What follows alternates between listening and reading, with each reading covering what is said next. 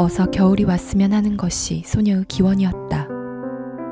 하루에 밤이 2번이고 3번이고 왔으면 했다. 그래서 어서 이 달이 가고 새 달이 오고 그 새 달이 또 가고 했으면 싶었다. 눈이 펑펑 쏟아지고 바람이 앵앵 불어대고 물이 꽝꽝 얼어붙고 했으면 오죽 좋으랴 했다. 그렇다고 소녀가 다른 아이들처럼 썰매를 타고 싶어서는 아니었다. 얼음을 지치고 싶어서도 아니다. 맞은편 과장집 딸처럼 하얀 털 외투가 생겨서 그것을 입어지자고 겨울을 그렇게 골똘하게 기다리는 것도 아니다. 첫째, 소녀는 겨울이 온데도 얼음을 지칠 팔자가 못 된다. 외투는커녕 내복도 없는 신세였다. 옷이야 지금 몸에 걸친 구제품 원피스 하나뿐이다. 또 한 벌 입기는 하여도 어깨바지가 다 나간 역시 구제품 조각이다. 지금 입은 옷을 빨아 입재도 벗고 입을 것이 없어서 짜릿내가 나는 것을 그대로 입고 있는 처지다. 날이 으르르해지면 불탄 강아지처럼 달달 떨어야만 할 소녀였다. 내어버린 더운 물도 그대로 쩍쩍 얼어붙는 추위에 밖에서 일을 해야 하고 군부를 떼야 하고 얼어붙는 걸레로 집안을 치워야 하는 소녀였다. 소녀는 귀한 집 딸이 아니다. 아니, 귀하고 천하고는 둘째다. 소녀는 지금 아버지와 어머니의 집에 있는 것이 아니다. 아저씨요 아주머니네 집이다. 그것도 어떻게 되는 아저씨가 아니다. 구두닦이 아이들이 아무나 보고 부르는 그런 아저씨에 지나지 않는 아저씨였고 아주머니였다. 소녀는 남의 집 더부살이였었다. 아저씨와 아주머니네 집에는 아들, 딸 해서 5이나 있지만 이 5 아이들보다도 제일 일찍 일어나야 했고 가장 늦게 자야만 하는 처지다. 아니, 아저씨와 아주머니보다도 먼저 일어나야 했고 또 늦게 자는 수가 많다. 아저씨는 몹시 술을 좋아한다. 아저씨는 통행시간도 없다. 아저씨한테는 늦게 다니어도 좋다는 무슨 증명서가 있었다. 석장이나 된다는 것이었다. 난 이런 사람이요? 통행시간이 지나서 문초를 하면 아저씨는 이렇게 패스를 내어민다. 이것 가지고는 안 됩니다. 이 증명은 당신의 신분을 증명한 것이지 나라법을 어기어 통행시간을 무시해도 좋다는 증명서는 아니잖소. 이렇게 힐난을 하면 그럼 그 다음 증명서를 보슈. 이것도 그렇잖소. 그럼 다음 것을 좀 봐. 그렇게 해서 통과가 되는 그런 아저씨였다. 물론 소녀는 아저씨가 뭘 하는 사람인지 모른다. 관청이라기도 하고 회사라기도 하는 것 같다. 어디 문관이라는 말을 들은 적도 있고. 촉탁이란 건 뭐냐 하면 말이지 국장이나 과장보다도 더 높다는 말이야. 더 높아. 왜 그러냐 하면 말이지 점잖은 사람한테 국장이니 과장이니 줄 수가 없으니까 촉탁이라고 하는 게거든. 일테면 국장의 고문이란 말이야. 고문이 뭔지 알아? 국장보다도 위란 말이야. 위. 국장을 명령하는 사람이지. 선생님, 이거 이렇게 했으면 싶은데 어떻겠습니까? 국장이 나한테 이렇게 물어보거든. 그러면 난 쓱 서류를 훑어보고서 이건 이렇게 하고 저건 저렇게 하오. 하지만 이건 그만두는 게 좋겠는걸. 아, 그렇군요. 참 과연 선생님이십니다. 이러는 거야. 이게 촉탁이란 게야. 알았어? 11시고 자정이고 들어와서 아내인 아주머니한테 이렇게 주정을 하는 소리를 듣고 보면 촉탁이 무엇인지 촉탁인 것만은 분명한 것 같다. 그러나 소녀는 아저씨가 어디 촉탁인지 또 촉탁이 무엇을 하는 겐지 알지도 못하고 있다. 그저 촉탁이란 집에 엎드려 낮잠만 자도 좋은 겐이라 할 뿐이다. 그런 촉탁표가 2장인지 석장인지가 되니까 맘대로 늦게 다니는 것이다. 자기 좋아서 늦게 다니는 것이니까 남이. 더구나 소녀가 참견할 아무런 까닭도 맥도 없지만 늦게 와서도 반드시 또 술상을 차리라니까 걱정이다. 혀가 돋지 않고 퍽퍽 쓰러져 가면서도 꼭 술상을 보아야만 했다. 대개는 상을 보아 들여가기도 전에 그대로 쓰러져 자버리지만 앉아서 주정으로 술을 깨우는 수도 있다. 지금은 날이 춥지 않으니 다행이지만 쩍쩍 얼어붙고 눈보라가 치고 하는 깊은 밤에 자다가 일어나서 술국을 끓인다, 찌개를 데운다 할 생각을 하면 넌더리가 날 일이다. 거기다가 소녀는 남의 집 밥을 먹는 것이 이것이 처음인 것이다. 지금까지는 잘 먹고 못 먹고 간에 제 집 밥을 먹고 살았었다. 제 손으로 밥을 짓고 설음질을 하고 집안을 치우고 하는 것도 난생 이 아저씨 집에 와서 처음이었다. 된장찌개에 찬밥 덩어리라도 어머니가 갖다 주는 밥이었고 1년에 한 켤레씩 얻어씻는 고무신도 아저씨가 아닌 아버지가 사다 주시는 것을 얻어신던 소녀였다. 이 아버지와 어머니로부터 떨어진 첫 겨울이기도 한 것이었다. 그 부모를 떠난 첫 겨울이 아버지 어머니로부터 떨어지던 반년 전의 그날보다도 더 슬프고 을씨년스러운 겨울일 것을 소녀는 모르지도 않는다. 반년 전 이른 봄의 어느 날 아버지 어머니는 동생 둘만을 데리고 강원도 탄광으로 갔었다. 서울로 오기는 좀 더 잘 살아보자던 것이었다. 남의 땅 얼마를 얻어붙여 보았자 생계가 서지 않았다. 거기다가 시골 백성들이 어수룩해 놓으니까 잡부금이란 것이 엄청나게도 많았다. 나라에서는 그런 잡부금을 없애라고 야단이었고 설렁탕 배달처럼 예 대답만 시원스럽게 했다 뿐이지 무어다 잡부금은 여전히 많았던 것이다. 누가 또 갈려갔다지? 또 송별금이 나오겠군. 가니 내라지, 왔으니 내라지. 가만히 있자 대관절 몇 가지나 되는 거야? 이렇게 모여 앉으면 손들을 꼽던 것이었다. 자꾸 헤어도 자꾸 나왔었다. 작년에는 38가지나 됐다던 것이었다. 달력 한 장에도 50판이었다. 비누다 성냥이다는 그래도 쓸모가 있었다. 쓸모 있는 물건은 갖다 팔지를 않고 쓸모 없는 것만 갖다 안기었었다. 쓸모 있는 물건은 어느 농가에서도 늘 샀으니까 값이 뻔하다. 그러니 갑절이고 새 곱을 받을 수가 없다. 그래서 시골 농군들한테는 당치도 않은 무슨 책이다 사진이다 그림이다가 쏟아져 들어오던 것이었다. 에라, 나도 올해는 이놈의 농사 집어치우고 서울로나 가겠다. 뭐 농사를 지으면 나 혼자서 먹겠나. 피땀 흘려서 농사 지어서 처자 입에는 못 넣고 그 알뜰한 곡식을 내어 사진 쪽 살 마련이면 서울과 분팔이라도 하고 살지. 하루 두 끼 먹기야 어디 가나 마찬가지 아니겠는가? 이렇게 서울로 올라온 소녀의 아버지였다. 모두 19집 뜸에서 소녀네가 그해 넷째로 올라왔었다. 그러나 가난한 사람네한테는 서울도 일반이었다. 6칸 초가와 소작권에 소년의 소유로 있던 밭 한 떼기까지 끼워 판 돈으로 서울 와서 판잣집 하나 얻고 나니 그만이었다.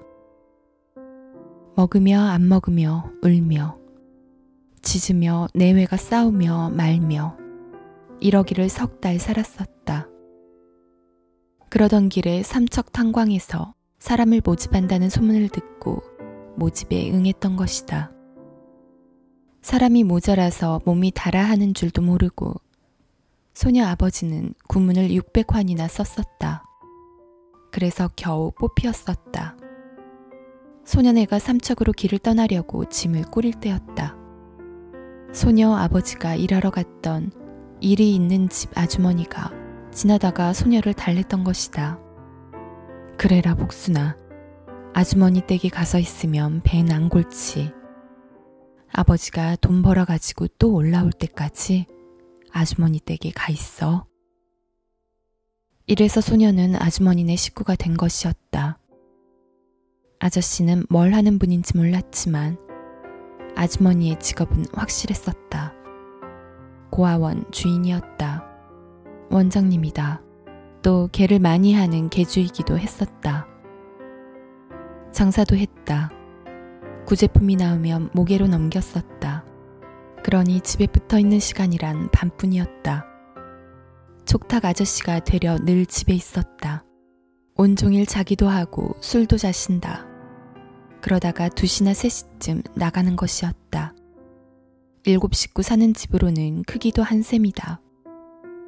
하루 3시의 식사는 물론 집안까지도 소녀가 치워야 했었다. 언제 아주머니가 개꾼 여자들을 몰고 들어올지도 모른다. 집안이 어질러졌으면 소름이 쪽쪽 끼치는 무서운 욕이 퍼부어지는 것이었다. 사증 들린 사람처럼 소녀의 팔을 꼬집어 비틀어대기가 일수다. 그래도 소녀는 이를 악물고 참지 않으면 안 되었었다. 소리를 지른다든가 운다든가 했다가는 정말 살점이 떨어지는 것이었다. 내 이혼년, 그래도 못 그치냐? 응? 그래도 눈물을 쪽쪽 흘리고 있을 테냐? 고아원 원장 아주머니는 소녀의 어깨 축지에 이면치레로 붙은 얄팍한 살을 꼬집은 채였었다. 안 그래요, 아주머니. 눈물도? 이렇게 닦았어요. 닦았는데 왜 또 나와? 제가 나왔어요. 아주머니, 내가 안 흘렸어요. 용서해 주세요. 아주머니. 요런 전제리 같은 년 앙큼스럽게. 내가 다 알아. 모를 줄 알지? 너 어디 보자. 날 이렇게들 볶고 어디 보자. 이러고 눈물을 쪽쪽 흘리고 있는 게지? 피가 맺히는 정도가 아니었다. 사뭇 시퍼렇게 멍이 든다. 이웃집 국민학교 선생님 집에도 소녀가 하나 있었다. 그와 똑같은 처지의 소녀였었다. 그 소녀가 멍든 자리를 보고 아니 어쩌면 그 아주머닌 고아원을 하면서 그렇다니? 고아원이 뭐니 금래야. 고아원이 어머니 아버지 없는 아이들 갖다 기르는 데지 뭐냐? 그러니까 그렇지 뭐. 하고 소녀는 영악한 듯이 대답하는 것이었다. 그러니까 그렇지 뭐냐? 내가 어디 고아냐? 우리 아버지 우리 어머니 다 있거든. 그러니까 난 고아가 아니지 뭐냐? 소녀는 13살이었다. 그래도 소녀는 겨울을 기다렸었다. 어서 날이 으르르해지기를 바랐다. 눈보라 갇히고 모래를 섞은 된바람이 살점을 내는 겨울이 오기를 바라고 있는 것이다. 외투가 있어서 자랑을 하고 싶어서는 아니다. 썰매나 얼음을 지칠 팔자에서도 아니다. 뜨뜻한 아랫목에 이불을 깔고 그 속에 들어가서 그림책을 보기 위해서도 아니다. 겨울만 되면 손등이 옹두꺼비처럼 될 것을 몰라서도 아니다. 옷을 두둑이 입어서 사암한 고아원 아주머니가 꼬집지를 못하게 된 데서도 아니었다. 겨울이 된다고 자기의 팔자가 갑자기 늘어지게 되리라고 생각해서 기다리는 것도 아니었다. 그러면서도 겨울을 기다리는 소녀였다. 오직 구공탄을 떼고 싶어서 소녀는 겨울을 기다리는 것이었다. 아버지가 삼척으로 떠나면서 그런 소리를 소녀한테 하고 갔던 것이다. 짐을 깡통이 싸놓은 어머니는 어린 남동생의 손을 잡고 소녀 밑으로 9살 된 여동생은 바가지 쪽을 들었었다. 아버지가 소녀의 머리에 손을 얹으며였다. 눈물이 글썽해 있었다. 복순아 잘 있거라. 말 잘 듣고 아주머니 말씀 잘 들어. 아버지가 얼른 가서 석탄 많이 파서 보내마. 석탄을 보거든 아버지 생각을 해. 알지? 저 19공탄 말이다. 그걸 비우면서 아버지 생각을 하란 말이다. 아버지가 좋은 걸로만 파서 보낼게. 글썽에 있던 눈물이 소녀의 목덜미에 떨어져서 등 골짜기를 천천히 흐르고 있었다. 어머니는 돌아서서 울었다. 제가 무엇을 한다고. 9살짜리도 어머니 뒤에 숨어서 흐느끼며 울고 있었던 것이다. 소녀도 울며 고아원 아주머니한테 끌리어 지금의 이 집으로 왔던 것이다. 아버지도 지금은 서울에 없었다.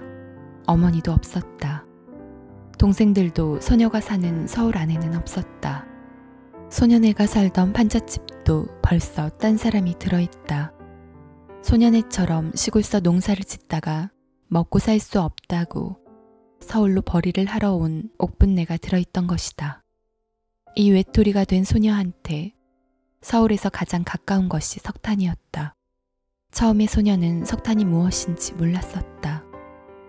그래서 소녀는 이웃에 사는 소녀 보고서 살짝 물어보았던 것이다.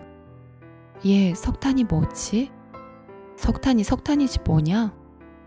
아니, 그래 어떻게 생겼느냐 말이야. 구공탄 있잖아? 그래. 그게 석탄이야. 석탄으로 만든 거야. 응, 그래? 그렇구나. 그게 석탄이로구나. 이런 소녀였었다. 소녀는 구공탄을 떼기가 소원이었다. 그러나 고아원 아주머니네는 구공탄을 쓰지 않았었다. 전기로 했었다. 낫전기를 몰래 끌어서 전기 풍로로 찌개도 끓였고 술도 데웠었다. 달아준 것은 전기회사 아저씨였다.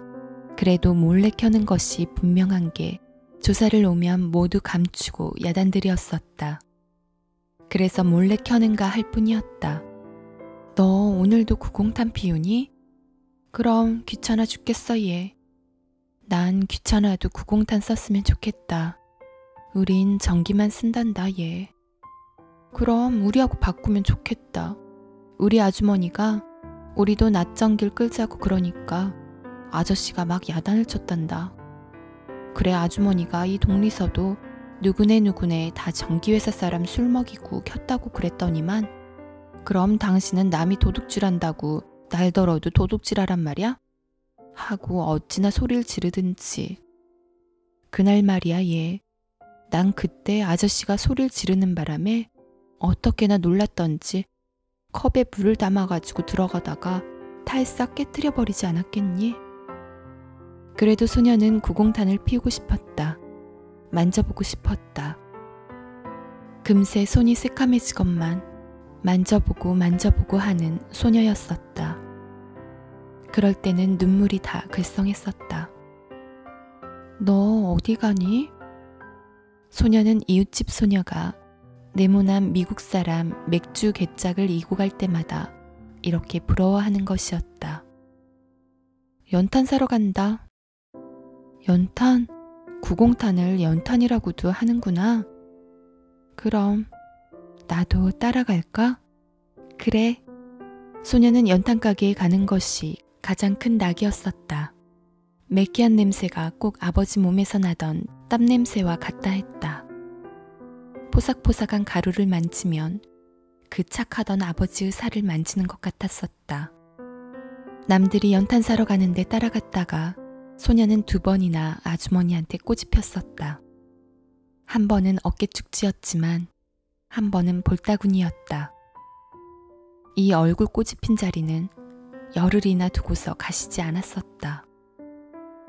우리도 연탄을 뗐으면. 이것이 소녀의 소원이었다.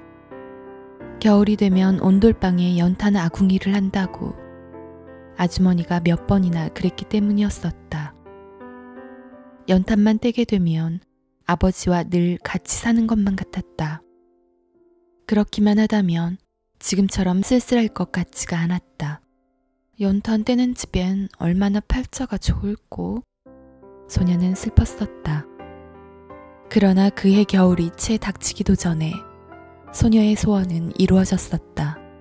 아직 된내기가 오기도 전이었다. 소녀는 반찬 가게에 콩나물을 사러 갔었다.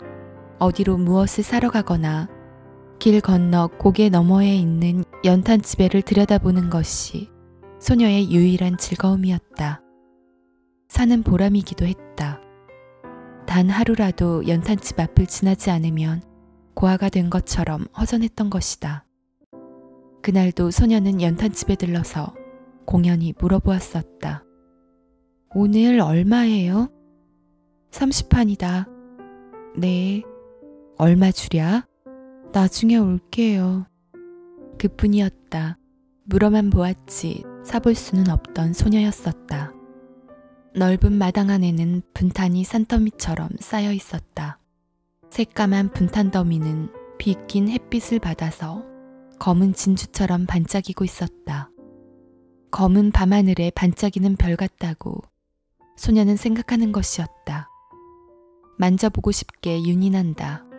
분탄 더미만 보아도 소녀의 가슴은 흐뭇해오는 것이었다. 아버지의 품에 포근히 안겨보는 것 같은 행복이었었다. 소녀의 눈에는 흑인처럼 눈만 빼야 한 사람들이 이 세상에서 가장 행복된 사람들처럼만 보여지던 것이었다. 석탄을 만지고 석탄과 같이 살고 석탄 속에 묻혀 사는 사람들은 얼마나 좋을까. 나 같은 건 안 써주겠지.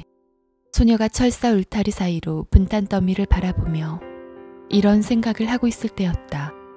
아저씨들이 전기풍炉를 하나씩 들고 가며 소용없어. 금방 끓어도 금방 다는 걸 뭐.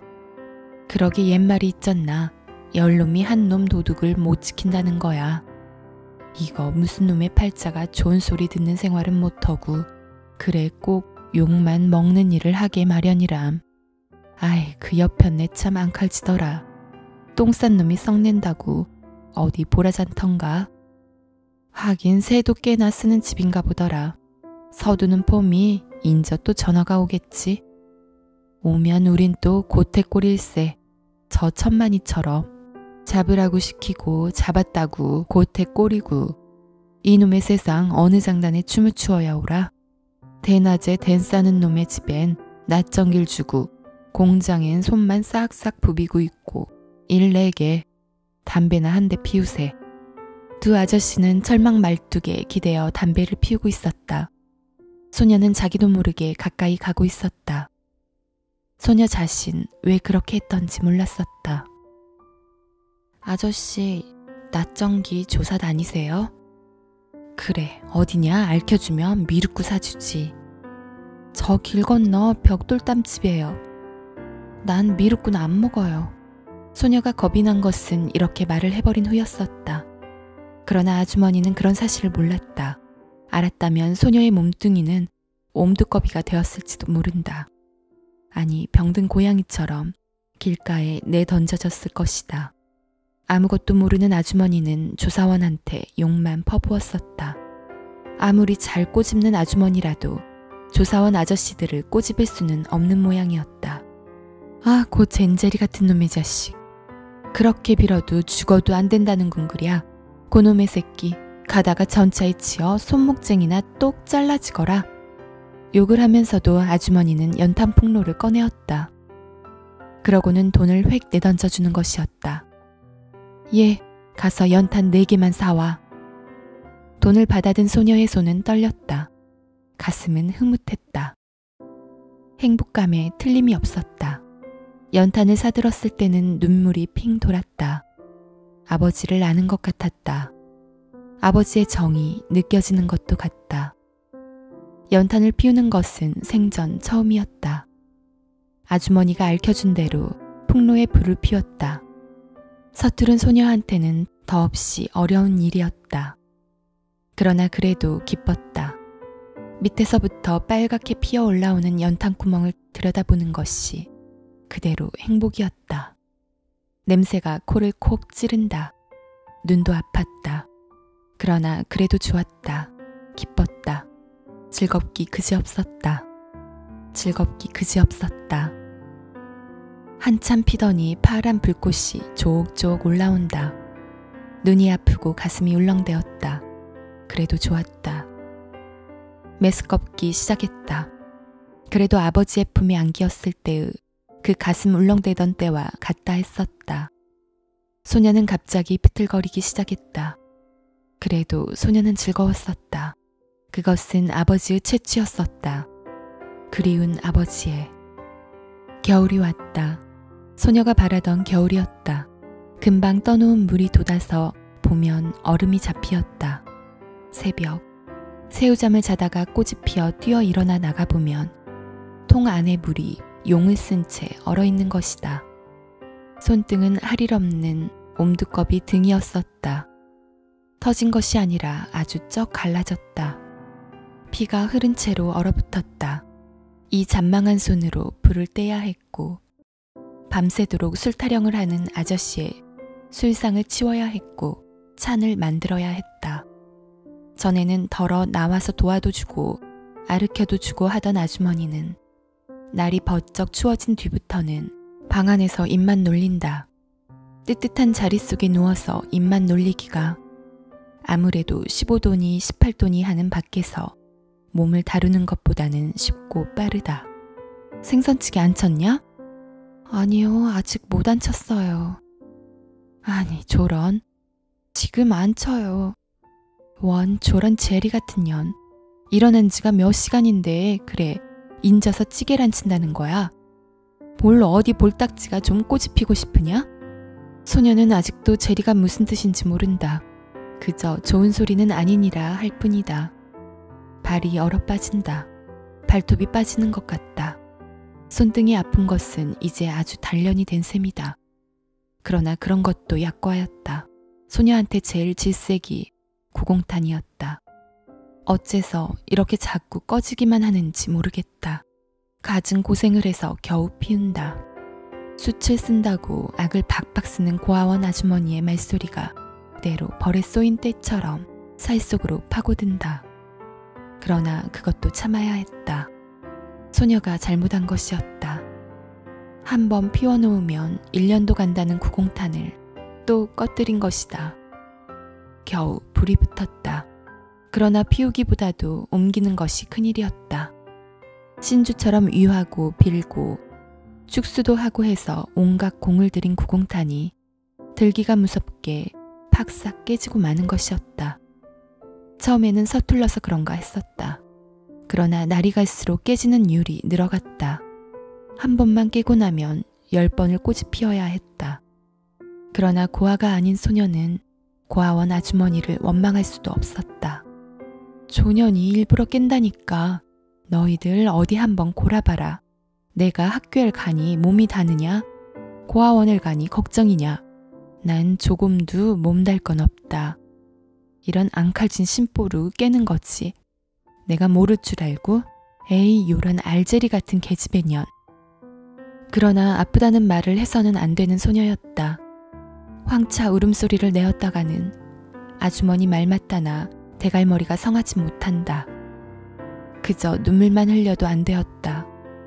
소녀는 용히 참았다. 아야 소리도 않았다. 입술을 아직은 깨물고 참는 것이었다. 그러나 야속하게도 눈물은 참아주지를 않아서 매양 더 꼬집히는 것이었다.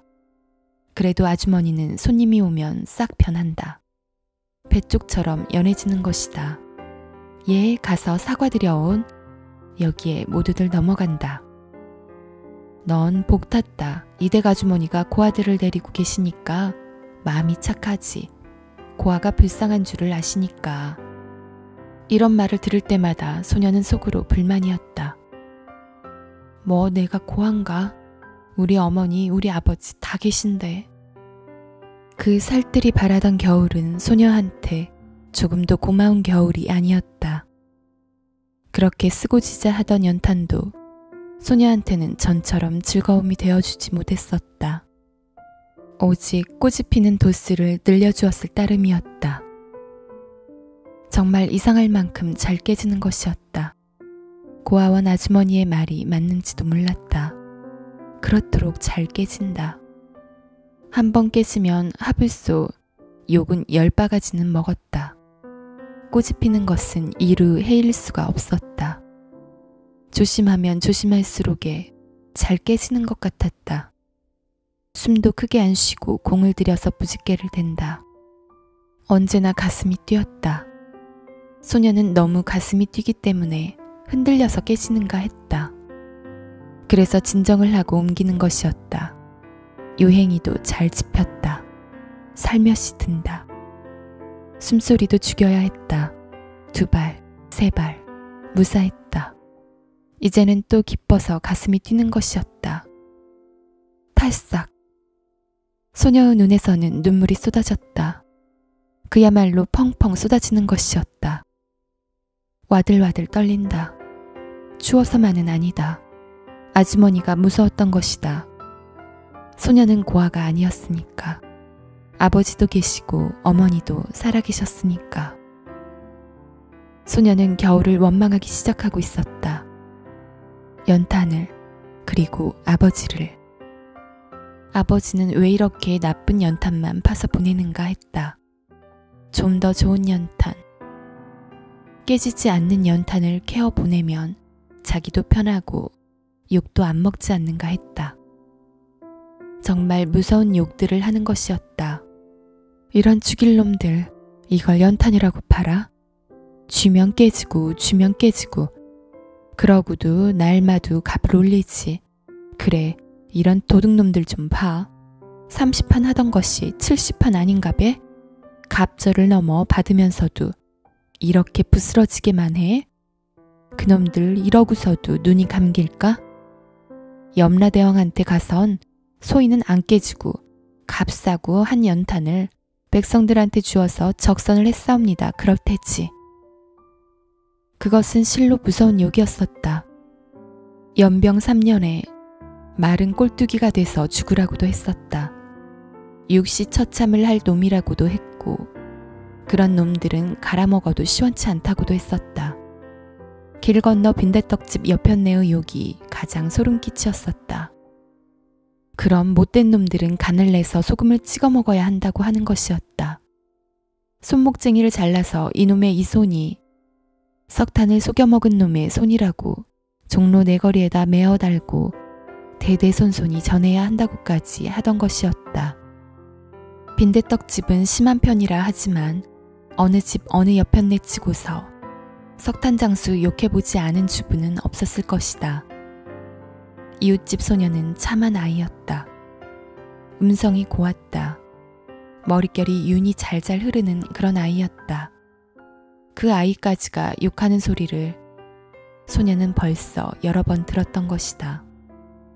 오직 석탄장수 욕을 낳는 것은 아버지가 석탄을 캐는 이 소녀뿐이었을 것이다.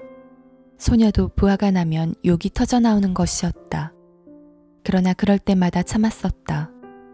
그것은 아버지를 욕하는 것이기 때문이었다. 그러나 이 소녀까지가 욕을 하기 시작한 것이다. 소녀를 나무랄 수도 없었다. 정말 연탄은 날마다 비싸져 갔고 날마다 깨지는 율이 늘어갔었다. 이 집 저 집 바꾸어 보아도 일반이었다. 더욱이 배급받은 것은 숫제, 필 생각들도 안 먹었다. 남의 집 사는 사람들은 배급 연탄을 타오라면 현품이 없다더라고 거짓말을 해서 모면을 하고들 했던 것이다. 어째서 그렇게 깨지는 연탄을 파는지 알 도리가 없었다. 더욱이 소녀한테는 더욱 그랬다. 소녀는 자기 아버지만을 원망하고 있던 것이다. 아버지가 이렇게 나쁜 석탄을 파서 보낸다고 생각했기 때문에 욕을 안 했고 말도 크게 못했었다. 그러던 어느 날 이웃집 소녀가 달아나고 말았었다. 주인집 물건을 훔쳐가지고 간 것도 아니었다. 주인집 물건에는 손 하나 대지 않고 제 옷만 싹 싸가지고 달아나 버렸다. 모두들 이상해했다. 그러나 소녀만은 그가 왜 달아났는지를 아는 것 같았다. 오늘 사가는 연탄이 또 깨지면 어디로 간다. 이렇게 징징 울던 것이 벌써 한두 번이 아니었었다. 10번도 넘었을 것이었다. 그러나 그렇게 사간 연탄이 거의 반은 깨지고 했던 것이다. 바로 어제도 그런 소리를 했었다. 석탄이 나쁜 게 아니래 얘. 석탄은 다 같은데 만드는 사람들이 석탄을 덜 넣고서 돈을 많이 남겨 그렇대. 난 인저 어디 다른 집으로 간다. 연탄 만드는 집이나 석탄회사 사람 집으로 가면 그런 구박은 안 받는데 우리 동무애가 석탄회사 집에 있는데 내던져도 안 깨진대. 그래 너 정말 그 집에서 나갈래? 소녀는 갑자기 이 동무소녀가 부러워지는 것이었다. 죽도록 일을 하고도 좋은 소리는커녕 욕만 먹는 이 집보다 어디 좀 더 착한 집에 간다면 얼마나 좋을까? 이런 생각도 해본다. 아직 몰라. 하지만 또 가게 될지도 몰라. 또 안 가게 될지도 모르고. 너 그 집에서 나가면 어디 갈 땐 있니? 나? 그 소녀는 눈만 깜빡깜빡하고 있던 것이었다. 있는 건 아냐. 그래도 정 못 있게 되면 나가야지 어떡하니? 요번 연탄 또 깨지면 난 정말 아주머니한테 쫓겨난다. 접대도 쫓겨날 건데 빌었더니 용서해줬거든. 행길 전주 밑에서 오들오들 떨면서 두 소녀는 이렇게 통사정을 했던 것이다. 학교 선생님 집 소녀가 집을 나간 것은 그런지 바로 이틀째 되던 날 밤이었다. 이웃집 소녀가 행방을 감춘 이후로 소녀는 정말 외톨이가 되고 말았었다. 말벗도 없었다. 괴로움과 슬픔을 나눌 사람도 없다. 욕이라도 하면 좀 속이 시원했었다. 그러나 지금은 욕을 같이 할 사람도 없는 소녀였었다. 그러나 소녀는 외롭기만 한 것이 아니었다. 날은 점점 추워만 갔었다. 연탄도 점점 나빠만 갔었다. 정말 거짓말처럼 잘 꺼지고 또 깨어만 지던 것이었다. 고아원 아주머니의 욕은 이제 둘째였다. 꽃이 피는 것도 그렇게 두렵지 않았다. 한 번 다시 피우자면 몇 번이나 눈물을 흘렸다. 얼른 겨울이 갔으면 해도 자고 깨면 더 춥고 또 추워만 지던 것이다. 걔는 어디 전기회사 사람 집에 가서 연탄 피우지 않고 살겠지.